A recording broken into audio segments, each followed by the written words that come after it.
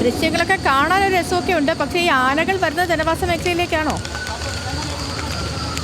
സേതു ജനവാസ മേഖലയിലാണെന്നുള്ള കാര്യത്തിൽ തർക്കമൊന്നുമില്ല. നമുക്കറിയാവുന്ന കാര്യമാണ്.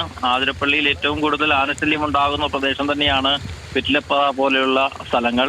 ഏഴാറ്റുമുഖം, വെറ്റിലപ്പാറ, അങ്ങനെ നിരവധി മേഖലകളുണ്ട്. ഇവിടേക്കാണ് ആന എത്തുന്ന ഈ രസകരവുമായ കാഴ്ചയുള്ളത്. ചാലക്കുടി പുഴ നിറഞ്ഞു കവിഞ്ഞൊഴുകുമ്പോഴും ആനകൾ അത് മറികടന്ന് മുന്നോട്ട് പോകുന്നതാണ് ദൃശ്യങ്ങൾ. കഴിഞ്ഞ ദിവസങ്ങളിലൊക്കെ കനത്ത മഴ പെയ്തു തുടങ്ങിയതോടുകൂടി ജനവാസ മേഖലയിൽ അത്ര ആനശല്യമോ അല്ലെങ്കിൽ ആനകൾ എത്തുന്ന ഒരു പതിവ് രീതിയോ ഒന്നും ഉണ്ടായിരുന്നില്ല. ഒരു ഇടവേളയ്ക്ക് ശേഷമാണ് രണ്ട് ആനകൾ വീണ്ടും വഞ്ചിക്കടവ് ഭാഗത്തേക്ക് എത്തിയത്.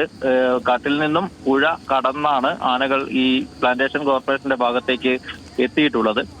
ആദ്യം ആ ദൃശ്യങ്ങളിൽ നമുക്ക് കാണാം, വലിയ കുത്തൊഴുക്കാണ് നദിയിൽ ഉണ്ടാകുന്നത്. അത് മറികടക്കാൻ പ്രയാസപ്പെടുന്നു ആനകൾ. പക്ഷേ ഭൂമിയിലെ ഏറ്റവും കരുത്തേറിയ മൃഗം ആനയാണെന്നുള്ള കാര്യത്തിൽ തർക്കമില്ല. അതുകൊണ്ട് തന്നെ ആ കരുത്ത് ഉപയോഗിച്ചുകൊണ്ട് തന്നെ പുഴ മറികടന്ന് മുന്നോട്ട് പോകുന്ന രണ്ട് ആനകളെയാണ് നമുക്ക് കാണാൻ സാധിക്കുന്നത്.